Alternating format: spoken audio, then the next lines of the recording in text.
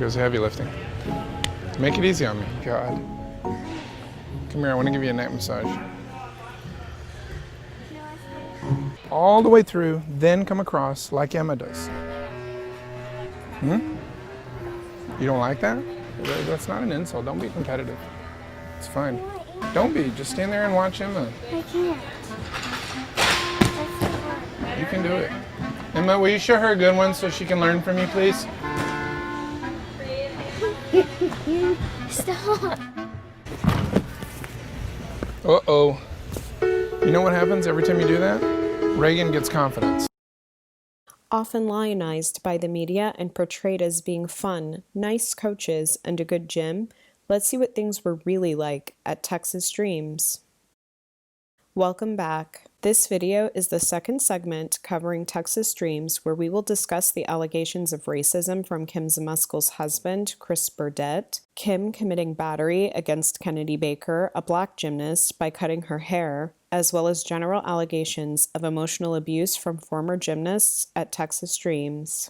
I wish I could read their statements word for word, but for the purpose of time, I will be using Ashton Kim and Kennedy Baker's Gymnast Alliance statements, highlighting what points stuck out to me. There's a link to their statements in the description box, and I strongly encourage you to read them in its entirety. Let's start with Ashton Kim's allegation of mistreatment and emotional abuse.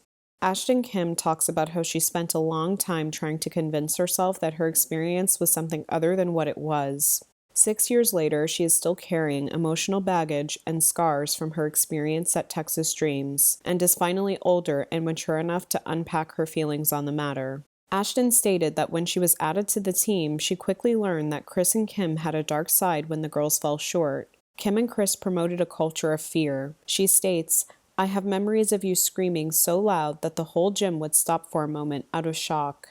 And Ashton would hold back tears while being yelled at, mocked, or ignored.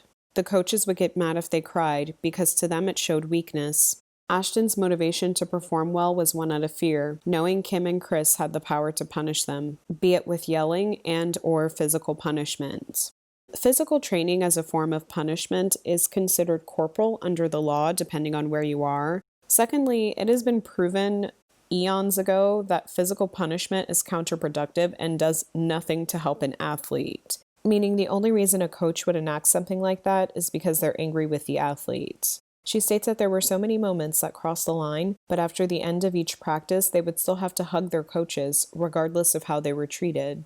This is a major red flag for me. If you can just think about this, an adult, especially one in a position of power, forcing a child to have physical contact with them. I mean, you can see the major problem with that. It promotes to these girls that they do not have autonomy over their bodies, and most importantly, that they do not have the authority to say no. I do know of coaches who insisted on this and insisted on it to show that there's no hard feelings or that the coach still loves you or cares for you, but it is so important to see that this is unhealthy, as it can be manipulative and promote child grooming.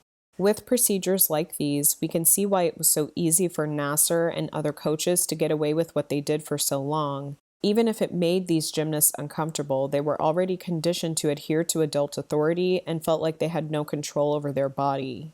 Ashton then talks about how she was a talented gymnast who went from wanting to go to the Olympics to then wanting to make the national team to then just wanting to maintain her scholarship with Stanford.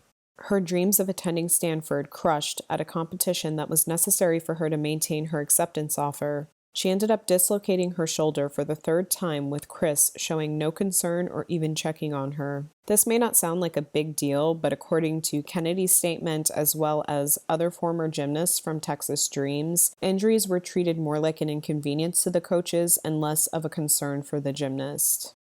To add to this point, in the last video, I talked about when Kennedy, aged 12 at the time, ruptured her Achilles. Kim's first statement to her was, "Get out of the way, the girls are tumbling." And Kennedy had to crawl to get her own ice. Apparently, Kim couldn't be bothered to check on her injury or get another coach to assist an injured 12-year-old girl. Then we go on to Chris and his racist statements towards the ethnic minority girls at Texas Dreams. First, we'll start with Ashton Kim, who states, It's amazing to me how many times you made jokes about my ethnicity. Of course you're smart, or of course you want to go to Stanford, or yeah, she'll be my doctor someday. These little jokes were enough for me to start hating my last name because it wasn't like the others on the team. You'll never understand what that's like. It is clear that you saw race and you decided to feed your own ego by joking about it, and I'm not the only one who felt this. Minorities were a joking topic for you, but not for me. This leads into Kennedy Baker's allegations of racism. Kennedy recalls, "My first championships of the USA was in Dallas, Texas. I remember I was so excited to compete and possibly make the national team. Me and 2 other teammates were all staying in the same hotel room. Kim required it. Before the first day of competition, Kim came into our hotel room. For what reason, I still don't know to this day. She needed to see us before the competition, I guess. We weren't late or loud. We were simply hanging in the room together. I was sleeping when Kim shook me awake and demanded that I started getting ready for the competition. She was so pissed and just going off, and I remember I was so confused and didn't understand what I did wrong. Then, she took me into the bathroom and grabbed a pair of scissors. She told me that she thought my hair was too long for the meet and she cut my braids without my consent. She didn't even take them out of the ponytail. I remember I was so confused. I also remember that she was so nice to me after that. This is the manipulation that I'm referring to. It was harm and then it was nice. However, what Kim didn't understand was that this would be the first time I felt like I had no control over my body. And when she did this, I felt like I had no ownership over my person. That's ultimately, subconsciously, why I stopped getting my hair braided. Kim didn't understand to care or learn the history of Black women and hair, so I do not believe she understands what she did was wrong. When the other girls' hair was too long for her, she just asked them to put it in a bun. So why did she cut mine? I think it's interesting that Kennedy states that she doesn't believe that Kim understands what she did was wrong. There is no way under any circumstances that Kim would have taken a white or Asian gymnast and cut off her hair or cut off her ponytail. It just simply wouldn't have happened. And so I think it's very important that we ask the question, why did Kim Zmeskal feel comfortable enough to cut off a Black gymnast's braids without being fearful of even any consequences, let alone how it would make Kennedy feel, knowing that she would never do that to another gymnast of another race? I really think that that's an important question to ask, and I would really like to hear what you guys have to say in the comment section about that. Then Kennedy recalls the instances of racism with Chris Burdette. It reads, "Other traumatic memories I recall include a lot of racism. Race was often a joking topic, specifically for Chris. One time, he turned my teammate's name into a common racial phrase. Example, my teammate's name was Nika. From this, he took her name and would say directly to me and my Black teammate, 'I wish a blank would,' or 'blank please.' Chris said often that by making a mockery of race, this eliminates racism. But this is not the case at all. Making jokes about racism is inherently racist. He would often make slave jokes and encouraged us to as well, sometimes jokingly referring to himself as my master. But if only one person is making the majority of jokes to the minorities, that's not very funny, is it?